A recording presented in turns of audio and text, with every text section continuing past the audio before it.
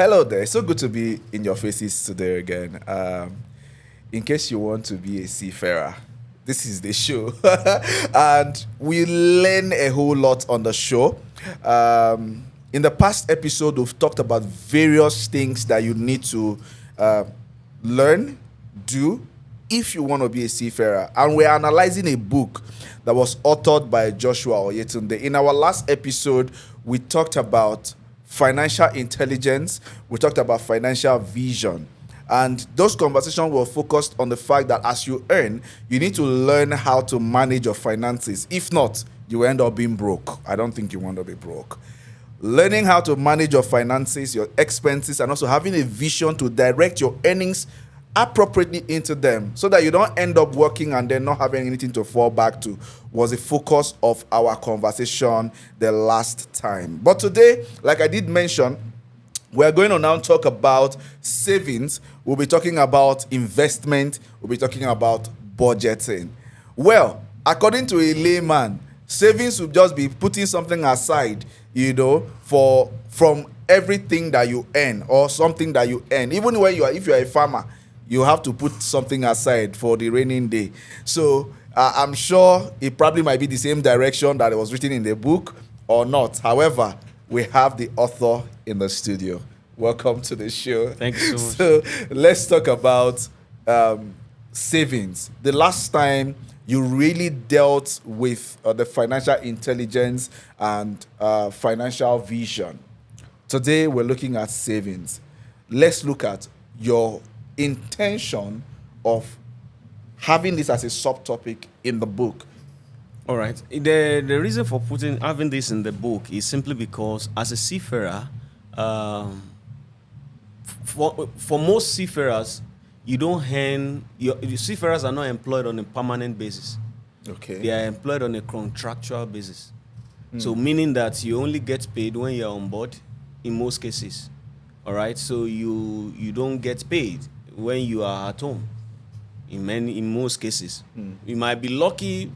Some of us are lucky to be in a company where you are employed permanently, but that's not always the norm in most cases. Wow. All right. So if you are not saving, what will you spend if they didn't call you back since you are on contract? You understand? So which means you have to be saving, right, at least for immediate need. Apart from your immediate need, you need to also save for the future, because salary actually never makes anyone rich. True. All right. They asked a seafarer, a reporter asked a seafarer sometimes, and I read of a story of a seafarer, and the reporter asked him, say, why do you want to go to sea? He said, so that I can become rich. And after 10 years, the reporter met him again. He said, Alpha, are you rich now? He said, no, I'm still working on it. After another 10 years, they met him. He said, are you not rich? He said, my brother, finally, we come to the conclusion that salary does not actually make anyone rich. It is what you do with it that determines if you are going to become rich. And so that's what anyone who has been at sea for a long time will tell you, that salary, the fact that you earn big, does not still guarantee that you're going to become rich. It's what you do with it that determines if you are going to become rich. And so savings is very, very important for you as a seafarer. We have talked about all the things you are going to need to do to use money for. So saving is more than, and your saving is a contribution, your own personal contribution to your future. All right, it's your own personal contribution to your financial future. Other things you have, the expenses, they are just immediate needs. Right. All right, but that saving is the one that is going to contribute to your financial future. So if you are not saving, you are truncating your financial future. All right, and so this is one thing we have figured out, we have learned over years, and it's really, really been helpful. So you have to save. Always remember that saving is not the things that you do after you have spent all other monies. All right? Right. Saving is what you do before spending. All right? After you finish saving, whatever is now left, you now cut your expenses to what is left. All right? And that is very, very important. That is very, very important. Saving is what you do before you spend, not after you spend. That's all right. I think we need to emphasize that point over and over again. Yes. Because there is a misconception, let me spend, let me just use some. I'll come back and save later. One of the things that God taught me earlier on the job was he used the story of Joseph for me. Okay. All right. Joseph, it doesn't matter whatever it is coming in the years of abundance. Joseph decided to save 20% of everything in Egypt. All right, it's not like, oh, after you guys have eaten and you guys are satisfied, whatever is left, we have to keep something. No, as soon as it's coming from your farm, give us 20%. Period. You can go to court if you are not happy with it. You understand? So you save first, and then whatever is now left, you now cut it. You now undo the expenses. Wow. You understand? All those things, all those people that you are prioritizing that is not making you save. If you lose all your money now, they'll find their way. They'll find their level. Absolutely. You understand? Absolutely. Most of the time, the reason we don't save is because we look at the responsibility here. We lose that. Before my daddy, my mommy, my sibling, my children, my this, that. In Yoruba language, they say "Riri o lari o lampe o." Tabari o ma pelu mi, which means it's because we see you that we are calling you. If we don't see you, we'll call somebody else. You understand? So if you're thinking that because my Bobby, my daddy, my relative, those responsibilities have been there before you were born, and after you are gone, those responsibilities will still be there, and somebody else will fix it. Right. All right. So do not say because of that expenses and all those responsibilities here and there, you will not save. So you must save, and your saving must be in percentage of your income. Not necessarily, today I got big money, so I'm going to do higher percentage. Let it be in proportional to what you're earning. So you have to come to that point and say, okay, for everything that comes into my hand, I'll be saving 20%.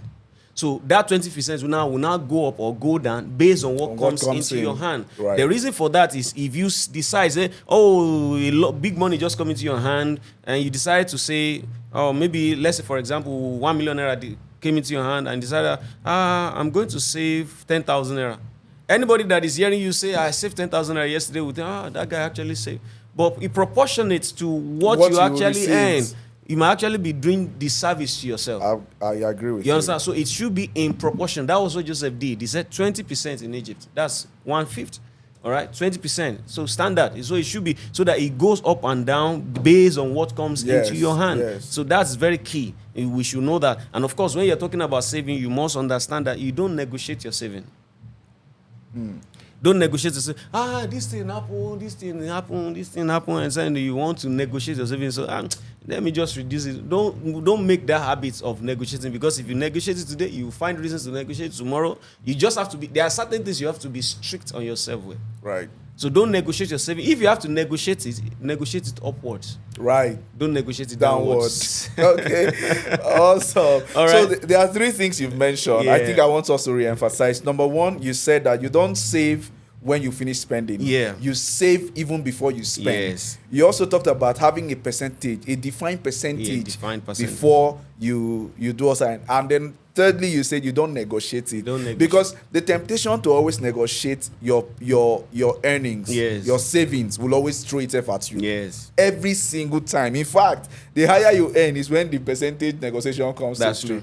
But if you are able to negotiate, let it be what? Upward. So is there any other thing you would like to add to this particular? I mean, benefits that comes with you having savings like that. Yeah. I mentioned them in the book as well. It's important. When you have savings, something saved up, a lot of opportunity will come your way, and you'll be able to hold them down. Grab them.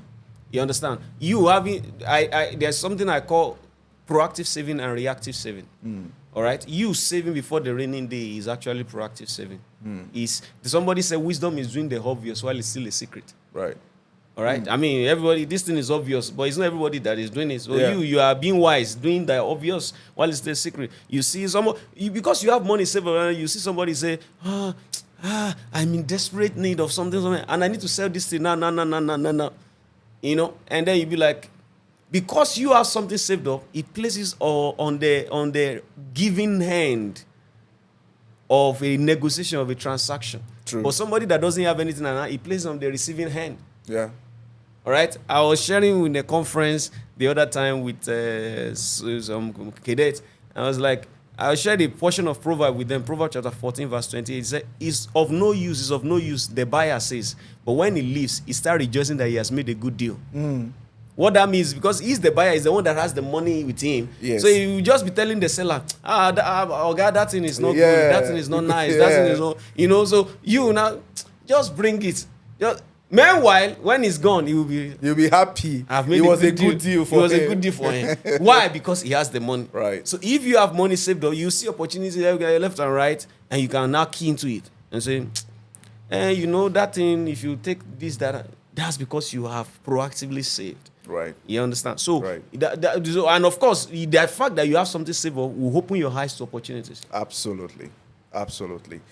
So welcome. Continue watching this, so because at the end of the day, you are going to learn a whole lot. You know, the information that we are dishing out here, I wish we should call it a Seafarers Master Class. If you want to get in, what you should know.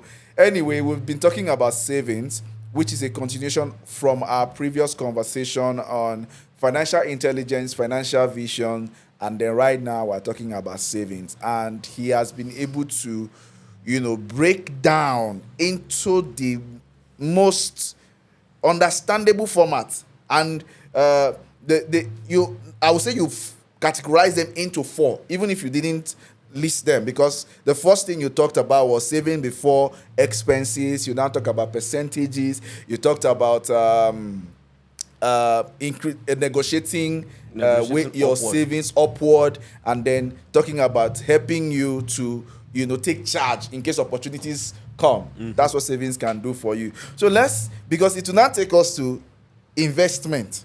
Yes. All right. So because if you save, why are you saving?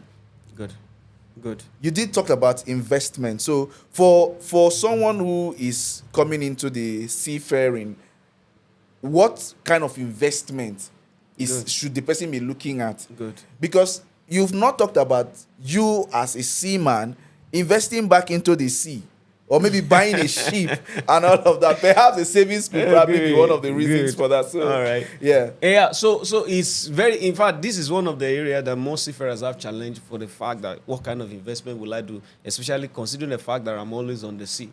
Who is going to monitor it? What is going to do? But I think the place to start from is the fact that it doesn't matter how much you save. If you like, keep it in your account from today to tomorrow. In your account, it's just losing value. All right? It's just losing value. If you read the story in the Bible, there was a story of this guy who kept the talent that was given to him. He kept it down. He didn't do any investment. He didn't lose it. And he brought it back to the master, and the master had to chastise him. Why? Master understood that inflation has taken place. Right. All right? Inflation will always take place. Even not just, let's limit it to money. Inflation will always take place. All right? It's normal. Even one of the strongest currency, probably one of the strongest currency right now, will say US dollar. But US dollar, I was studying a few days ago, from 1914 to 2025, this year, January, the average inflation of the US dollar has been 3.3%. So every year it loses on an average. There are times it was more. There are times the economy recover. I mean, let's not even talk about Nigeria anyway. So it keeps losing. So which means if you keep $1 down now, over time it keeps losing value. It has no use again. For example, the same thing goes for the naira. Just before this administration, current administration was sworn in, how much was $1 to a naira? $1 to a naira was 740, 750. It was even way lesser than that. It was around 450, 500 out there. Exactly. But that's from the CBN. Yes. In the black market, it was around 700, 700 thereabout. But when this new administration came in, the thing went to 17.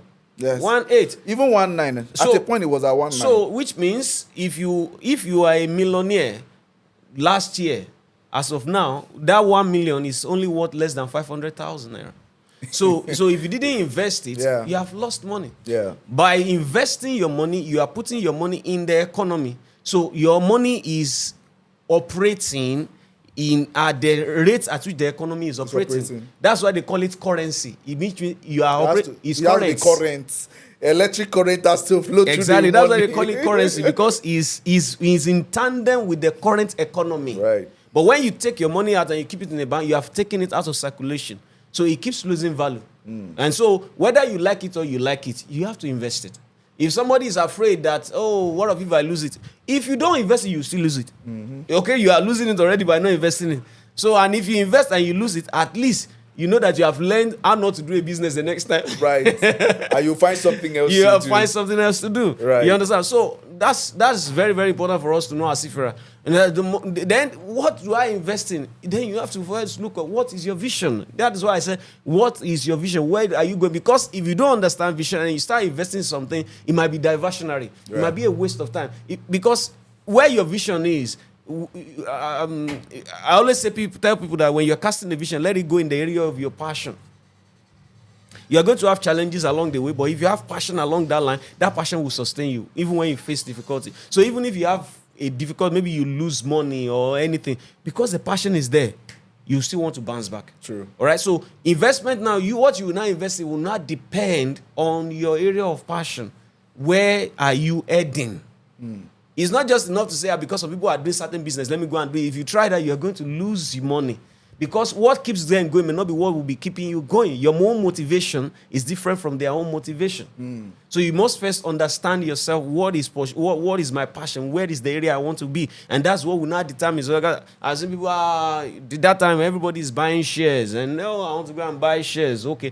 Maybe they have the ability to keep monitoring and keeping track, but you don't have that time for that. You understand? So you have to understand what is your passion. What is exactly... So these are things that you cannot do for somebody. But of course, I will tell you one thing for sure, that you can, of course, go into real estate. You understand? Go into real estate. If you are going to buy land, for example, you just buy it in an area that is going to look at the values of what is around too. Because you can buy land and the land will not appreciate quickly. Yeah, it might take a longer time. It might take a long time. Yeah. You understand? So you look at those areas...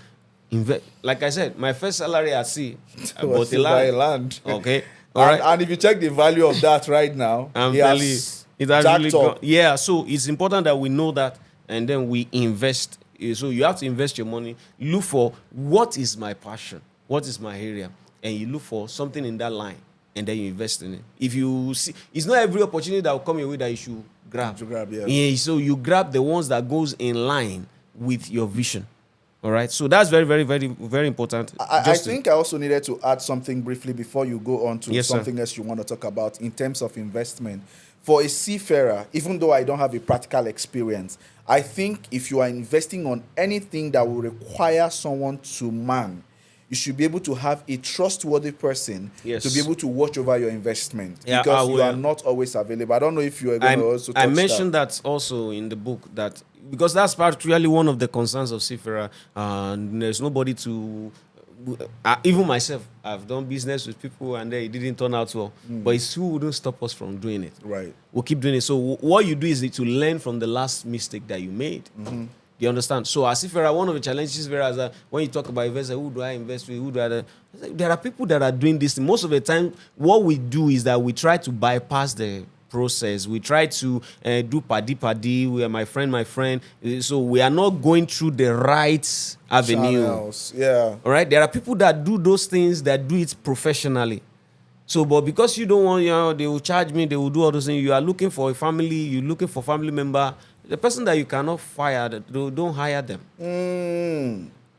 You understand? So, because when it comes to family, it's difficult to chase matters. A lot of sentiment comes into play. And business there's no sentiment in business. Yeah. There's no sentiment in business. So you need to look for. So if you are going to go into real estate, for example, you can get the service of people that are in that area to do it for you.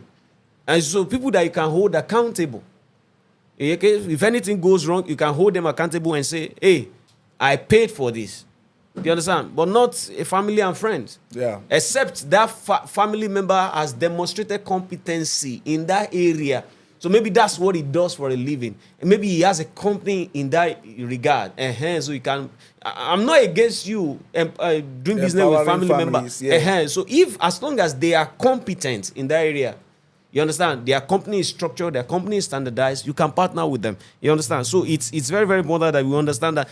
And I mean, life is very, very unpredictable. A lot of things happen. So I'd say that as seafarer, the greatest investment you can do, like I mentioned before, invest in yourself.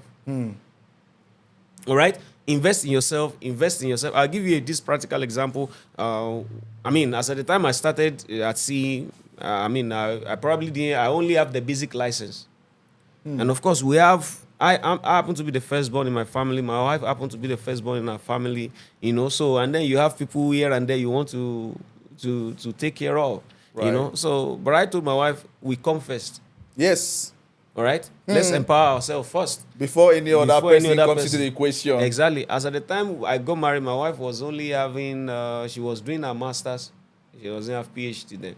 All right? So imagine how many people will she help with her degree? All right? So the only thing she can work with them was her degree. I only have the basic license as at that time.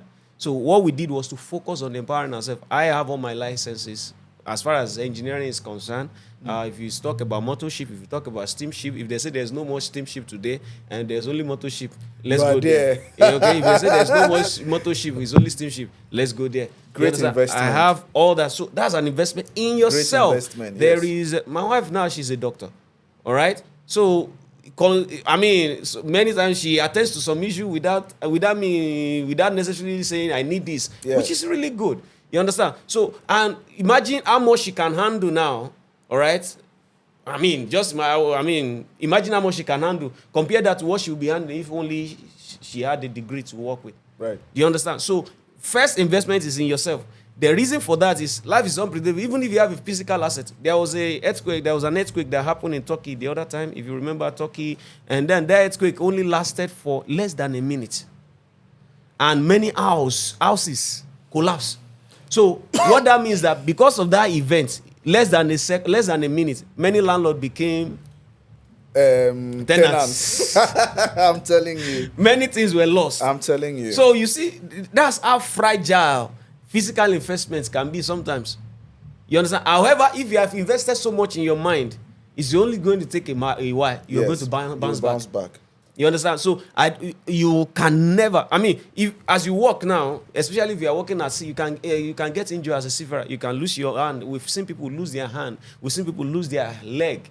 But you see, that does not still say you can still not make it. Do you understand? I have a mentor financially. Okay, he works with crutches. He practically doesn't. He works with crutches. He has never used his leg to walk. He had polio when he was small. Wow. All right, but man, that guy is sound. Do you understand? He's very, very sound when he talks finances. So there is something here. If you have to learn more, go and learn. Your learning determines your earning. Invest in yourself. You Right. understand? So this is where it comes up. That's most important investment that you can do. Right. You can do other investment, but invest here. Build your mind. Invest in your mind. Yeah. Wow. I was just sitting down trying to watch how you're so passionate about this very topic, because they always say that most of the mistake that people make in life is not just it's tied to the financial decisions they make, because you might have the opportunity to be earning right now, but one single decision that is wrong, financial decision that is wrong, can ruin the entirety of everything you've built for yourself. And at the end of the day, there's nothing to fall back to. But like you said, if you invest in your mind, invest in people that you trust can hold you should anything happen. Invest in businesses that you can fall back to. I'm sure it will be a right investment. Yeah. But before you do that, like you said, you have a mentor, a financial mentor. You should be able to consult with a mentor to guide you, Exactly. so that you avoid wrong investments. Yes. And you also talked about doing your own findings on things before you invest. Of course, there are times you probably would invest and then that investment might go wrong. But if you do your due diligence, half the times you are safe from falling into the trap. So whilst we've talked about investment, we've talked about savings, talked about investment, let's talk about budgeting. So you did share about experiences from seafarers. You know, when someone say, oh, in 10 years it's going to be this, in 20 years it's going to be that. So what kind of budgeting should a seafarer be looking at based on their financial inflow? Okay, so one thing we must understand when we talk about budgeting as seafarers, you must what is budget? It's just a financial plan written down. All right, is your financial plan for a particular period of time. put on a paper. You've written it down, and when you look at it, it can tell somebody. If I look at for example, if I ask you to draw your budget for the month now, if I look at it, I can tell where you are heading. And if I look at your budget for the next 1 year, I can tell where you are heading. For example, when you look at the budget of Nigeria, somebody made an analysis. Is that looking at this budget that the federal government has made for this year, this is where we are heading. Nothing for education, nothing for this, nothing for that. So from your budget, I can tell where you are heading. From your budget, I can tell where you are heading. And so it even tell me if you have vision, if you have where you are, if you have any particular place you are heading. All right. So one of the things we must understand is that budgets give us focus. Budget narrows the things that we do and the things we don't do. And by it's more a way of enforcing discipline on what to spend on. All right? If you don't have budget, it means that you can spend anyhow. As a seafarer, one of the things you must learn to do is to spend as per budget, not as per your purse. All right? Because the reason for that is you have, in quotes, you have money to spend around. You understand? You have money more than probably your average friend and all that stuff. But if you don't have a budget, you just have a reason to do this. You just have a reason to do this. You have a reason to do this. But if it is in a budget, you can plan for it. There are certain expenses that you put. I mean, I remember I told somebody, a relative called me one time, and I told him, he asked for something. I said, sorry, that thing is, I didn't capture that in my budget for this year, for this month, next month. This is turned to a family meeting. Wow. because I told him, sorry, I didn't capture that. Can it wait for another time? And the person, he practically turned to a family meeting. You know, I asked that boy something, and he's telling me that he's, in his budget. so I was like, so these are the things we need to actually learn to do budgeting. So budgeting is part of those things, financial mechanism that you put in place that enables you to be able to say no. All right? It enables you to be able to say no. One of those things you must learn. If you're going to do budgeting and it's going to be effective, you must learn to say no. As a matter of fact, budgeting itself is that mechanism that enables you to be able to say no. No is basically a statement, and we must get used to saying no. We must be comfortable learning to say no. No is a statement of a man that knows that he has limitation. You understand? The only person that doesn't have limitation is God. Okay? And when you try to act like God, you die. Somebody said, if you try to act like El Shaddai, you shall die.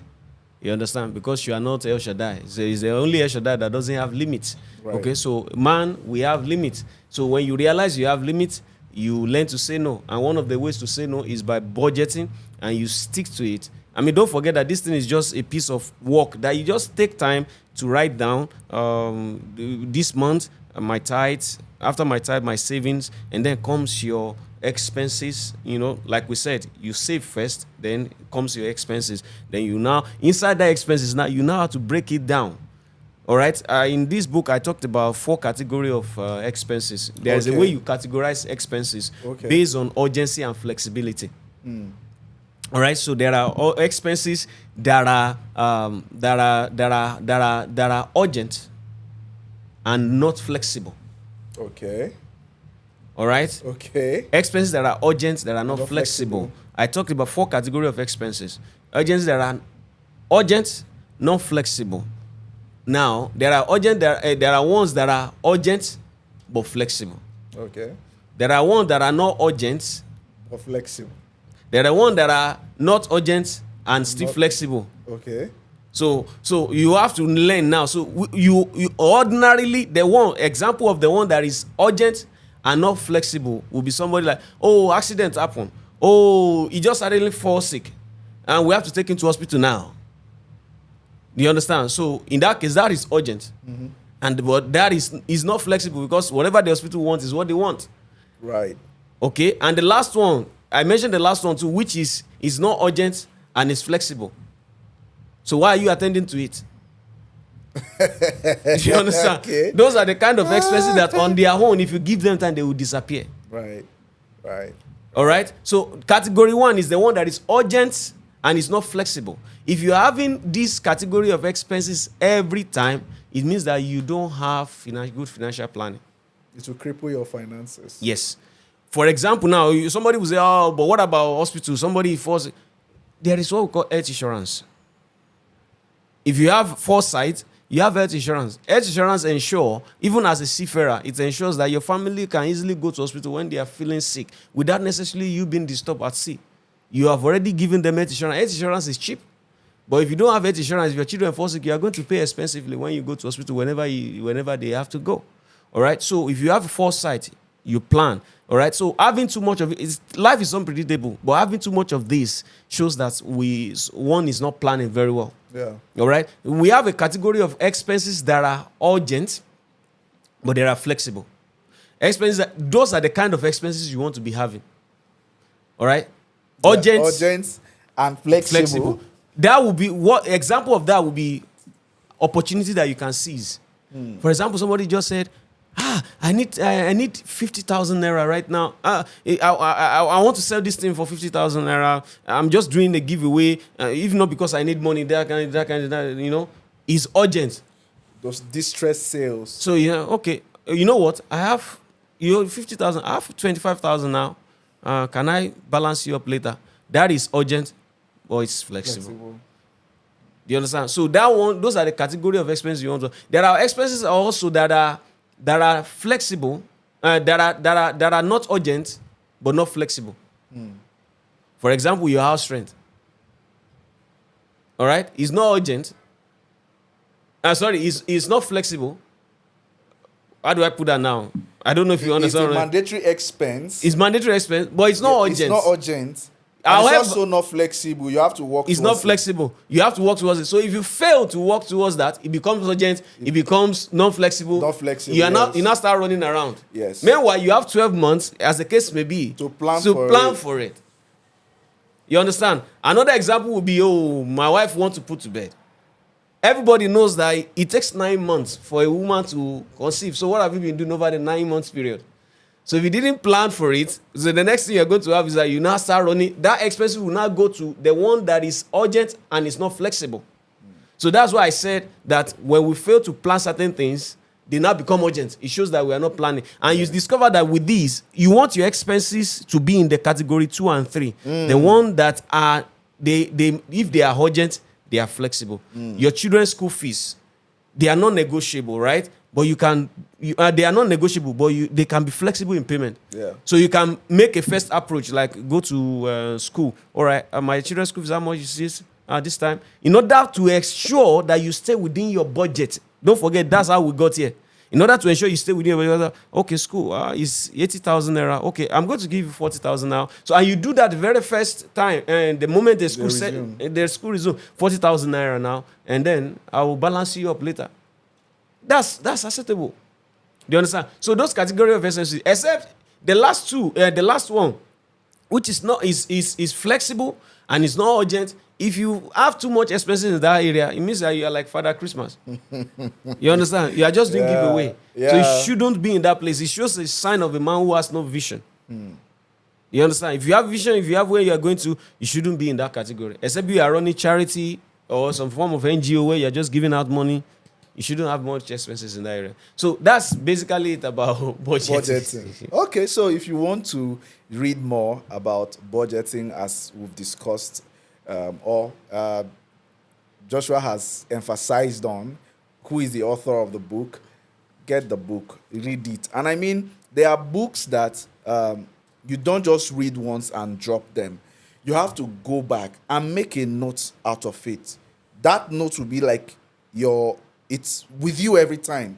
In case the full book is not there, you have that note and you can refer back to it. The budgeting issue cuts across board, not just for seafarers. It cuts across board, We're saying off camera earlier on that one of the major problems people have, not just us Africans, but everywhere, is your ability to create a budget, stay with the budget, and ensure you execute it. Yeah. Including the government, because government also budgets. So if someone tells you, you are not on my budget this month, can we not be offended? Yeah. Can we just not be offended? Yes. That's you also helping the person to manage his resources.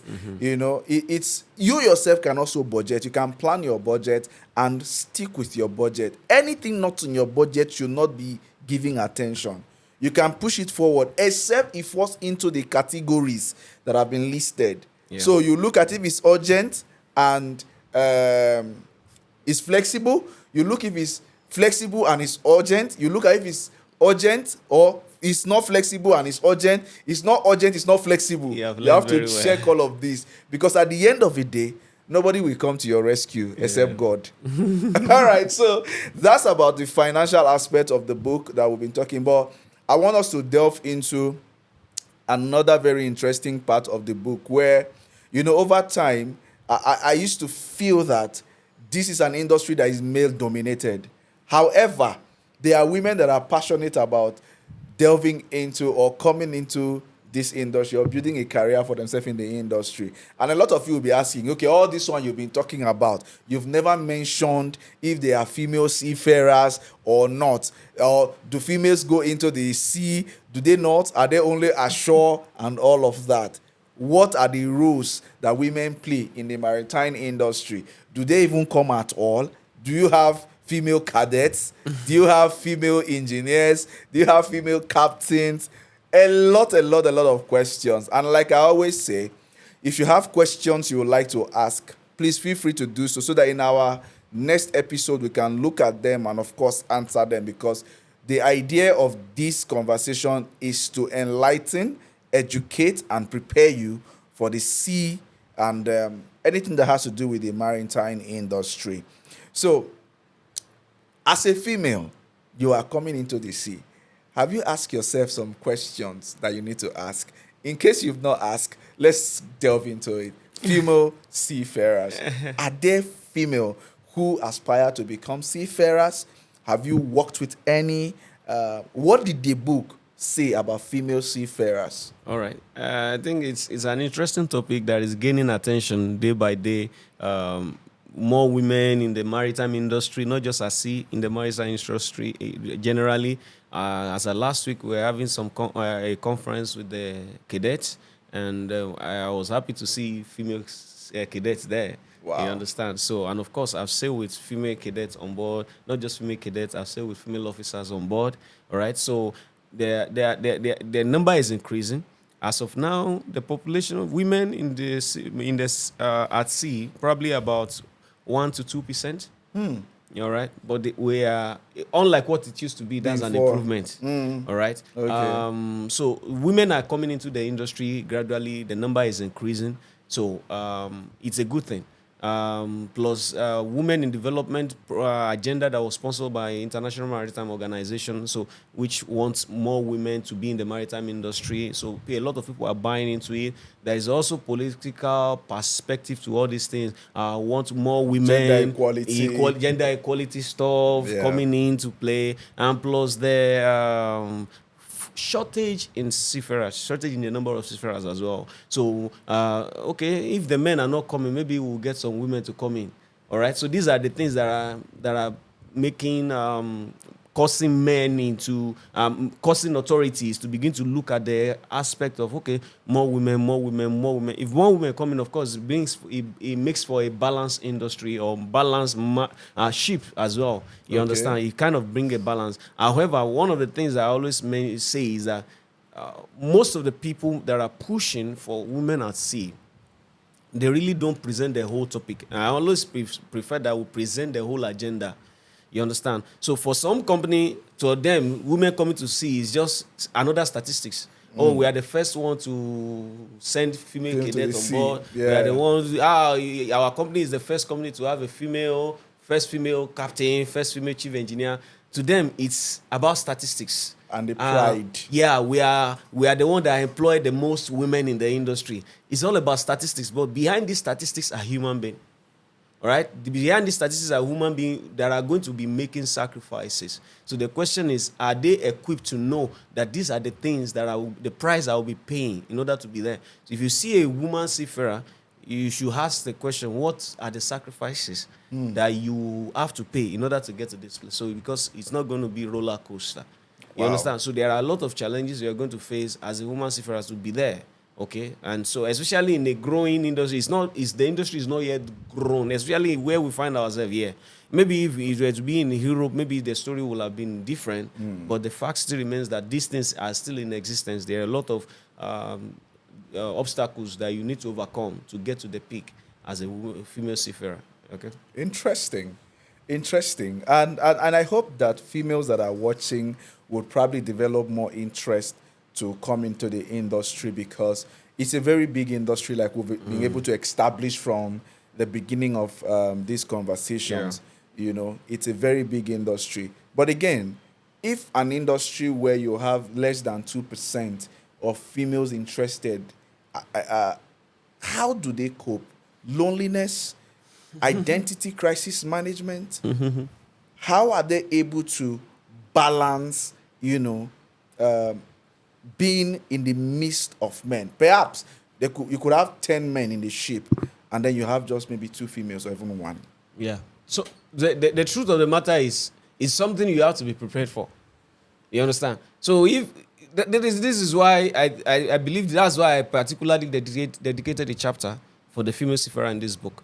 You understand? So if any company or any organization is sponsoring or want more women and see more women and see, you have to present the whole truth.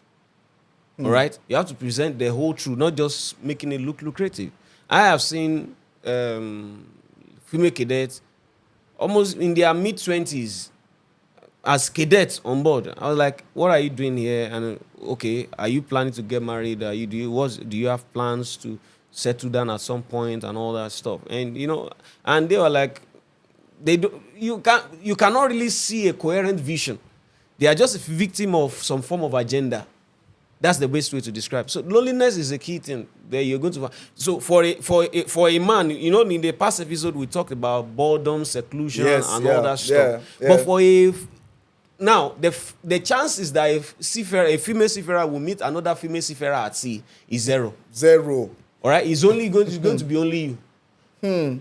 You understand? So now, if you have, as a man, we can discuss man stuff, men stuff, and all that stuff. But for a female seafarer, there are things that are peculiar, unique to a female seafarer. You have nobody to share. I mean, you can talk, but nobody truly understands you like another woman. So that kind of puts you in another world on your own. So it's something that you have to be mentally prepared for. You understand? You have to deal with that. I mean, or is it the identity issue that we're talking about? That's another issue.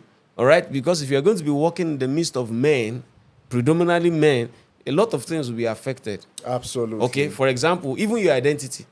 All right? You find yourself working in a male environment. You start acting like men over time. Okay? You lose your effeminate nature. Yeah. You understand? I mean, of course, I'm a man, apparently. So, but in doing this, I actually read quite a number of works that have been done in this regard. So you see women who, after sailing for a while, they started acting like men in their house. You understand? There was a woman, a Ghanaian, who happened to be a captain. And then the only reason the husband could understand was because the husband sailed at some point. Wow. You understand? So, because as a captain, you are in charge of the whole people, the whole crew on board, and you have to give instruction, give orders. My friend do this, my friend do that, and all that stuff. And then you get to start doing my friend to your husband. You might end up moving to your parents' house. I can imagine. So it changes the nature. For example, as a lady, you want to look like a lady, but when you are on board, your dressing change. For most ladies, in order to cope with the environment they find themselves, all those lipstick thing goes away. All those makeup, it goes away. All those things. Many of them, even after leaving, some don't even know how to tie this gele again. You understand? They have to relearn some of these things. Wow. You understand? Because they've sailed that long enough. You understand? Wow. So the identity issue is actually another issue. Many of them, act like a female, be compassionate, that kind of thing is no longer there. So the women that really, really thrive very well are those who maybe they are tomboys. Wow. You know, Originally, before originally. coming. But the one that is not a tomboy, The one that is not, coming in there. you know, so Wow. it's I mean, if you are still a cadet, it's still all right. You still have that your stuff. But if you are sailing for a long time, all those things, they take a toll. Wow. You understand? So it's just one of those things you have to wear. I mean, you are not going. You are sentenced to wearing trousers literally. You understand? You're sentenced to wearing trousers. You no time for lipstick, no time for makeup, no time for all that stuff. You know, so it's another thing that affects a lot, and some people don't get to recover from it. Wow. You understand? Some females don't get to recover from it. We have a lot of instances. I cited instances in the book, and this is not just from my experience, from what other people have said as ladies. Well. Wow. You understand? So identity issue is another thing that you do that it gets affected when you come to see. Definitely. All right. I can imagine. You know, it's such a thing when you find yourself in a male-dominated environment. Of course, you have to find a way to blend. If not, like you said, loneliness will finish you. You become so bored, and boredom will affect your effectiveness because there's nothing exciting, you know. So I don't want to ask you how, if you were able to, if you listed out ways a woman will be able to navigate some of these, to still be a woman. I don't know if those were in the book, but if they are not, I think you can actually still give some sort of advice on that before we delve into the next topic, which is sexual harassment, particularly in a male-dominated. Yeah, I think towards at the end of the book, I didn't. The book is not like I said. My mission is to present the whole truth instead of just sponsoring an agenda, right, just using people to advance an agenda. We should let them know the complete. So what I've done in the book is to let you see the challenges and present the solutions. You understand? And the solution actually encompasses all other. It doesn't really solve just only these two that I've mentioned. It addresses every other areas. So like the sexual harassment that we talk about now is still another thing. It's still an issue. You understand? Whereas some companies have advanced in saying no to sexual harassment and all that, some companies are still very, very... It's far away from everything it goes. You understand? So imagine finding yourself in the midst of guys for 9 months. For 9 months. So a guy who has not seen any other woman, and you are the only one he's seen. I mean, every single day, you understand? In the 9 months you are in the ship. I mean, it gets so bad that some ladies, I mean, this is not something that I put up. Their own testimony has written down. A lady decided that she has to, what she does, her own plan is every time she gets on board, in order to save herself from sexual harassment, she's going to get a boyfriend on board on that trip. Wow. So once you start going with this one, every other one, we give way. Yeah. In order for them to survive, it gets that bad. That's on some ships that are coming through South African ports in Durban. All right, they carried out a research was carried out how the women survive sexual harassment. He said you call me crazy. Because once you go to another ship, she look for another boyfriend. She go to another ship, she go get another boyfriend. Wow. So for someone who is married, how do they now survive this kind of situation? Because, of course, for the guys to be able to stay away from you. Do you mean a married seafarer, female? A married female seafarer. Well, to start with, for you to have a married female seafarer, there are married female seafarers, but the problem is because of the gender, many of them had to resign. Okay, many will have to resign. Some will get, like I said, some will get to become captain, but it comes with a greater price. Like, for example, I was telling you of a woman that was a captain, Ghanaian captain. Eventually, she found out that she didn't connect with her children. Okay, at some point she had to say, no, you know what, I've had enough. Because of her children, she had to quit going to sea. You understand? So it will be the ratio is, except the only instance will be that if the woman has said no to marriage, I'm not getting married, I don't want to have anything to do with relationship, yes. Wow. You understand? But if you want to get married and you want to do it well, you want to run your home properly and run it well, So you're going to, this is going to be an issue. There are, along the line, it's not going to be easy. Right. I mean, you are not only that, captain. There is another woman. In fact, she had to quit sea again. She didn't get to captain. She had to quit. You understand? And even in my own experience, I've had people, maybe the women that managed to become second engineer, and they had to go ashore, to settle down for the sake of family. I mean, in Africa, marriage is still a big deal for us. In Europe, it may not be, but in Africa, it is a big deal for us.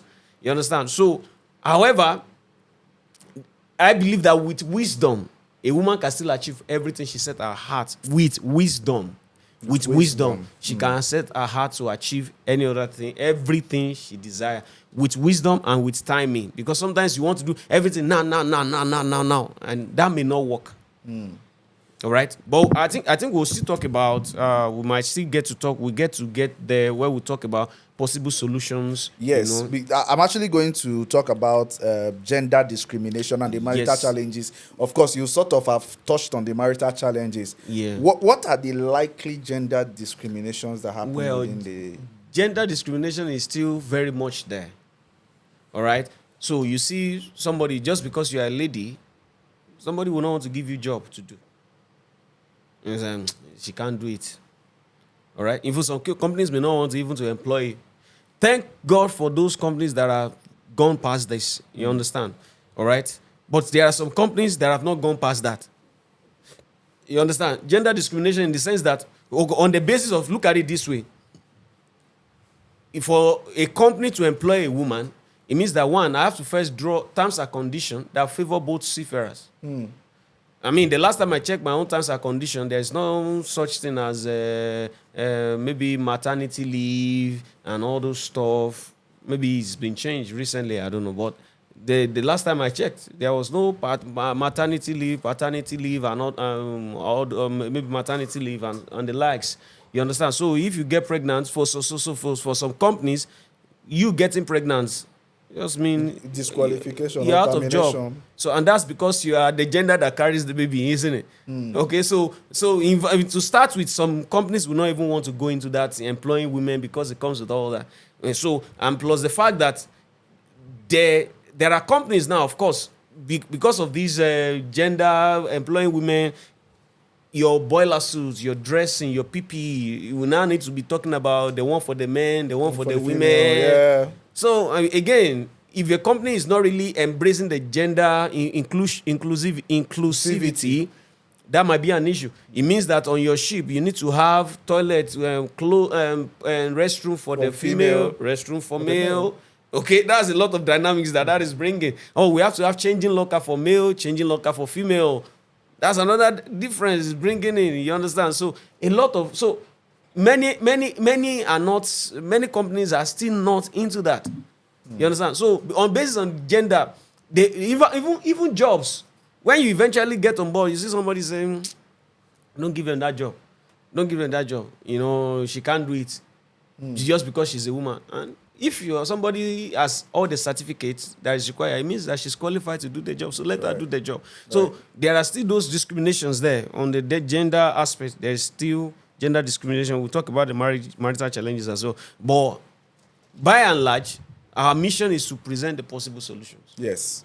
That's where I want us to look at now. What are the solutions to all of this? Solutions, like I mentioned, solution will be, one, as a lady, before you come to sea, first and foremost, start very early. Is there an age you would suggest? Yes, start very early. If you start, minimum age for coming to sea is 16. All right? Start very early. So if you start very early, you'll be able to overcome the marriage challenges that may come later. So if you start very early, within 7-8 years, you'll have gone far in the career. And don't forget that it's not by force that you just have to stay at sea. There's also career path ashore. Sure, yeah. You understand? So when it's time to settle down, you can get job ashore. Yes. And when you are done and you have your kids and your kids are grown, you can come back to sea.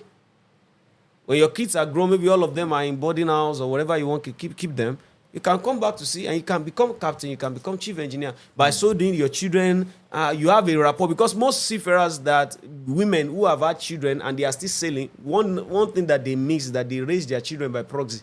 Yeah. They were True. not really there for their children. Absolutely. You understand? They were not really there for their children. And of course, one of the key thing about motherhood is the fact that you can embrace your child. You can hold your child. You understand? Nurturing them, embracing them. You understand? So, and that's not one of those responsibilities that you are going to outsource. True. You understand? Yeah. Is child bearing and child raising, they come together. So you don't take one and just drop the other one. It's your responsibility to bear a child and not raise the child. You understand? So start early. As a woman. For a man, he has all the time. He can be in the industry for as long as he wants. Okay? But for a woman, have an ambition. Start very early. All the license, all the tickets that you need to get. Like I said, save your time, save your money. Do it quickly. Do all your tickets very quickly. Make sure that, so that in case opportunity comes to rise, you are available. You understand? Get all those licenses in time. Once you get all those licenses and those opportunities, you can quickly rise. Then if there is no chance to go up there, you can just come ashore. And then you can, of course, settle down. A guy comes along, settle down. Or you might be lucky, you might even find your guy on the ship. You understand? And the thing can be found anywhere. Exactly. And if you have a guy on the ship, at some point, one of you have to stay at home to raise the children, to raise kids. You understand? And in most cases, it will be the woman. Right.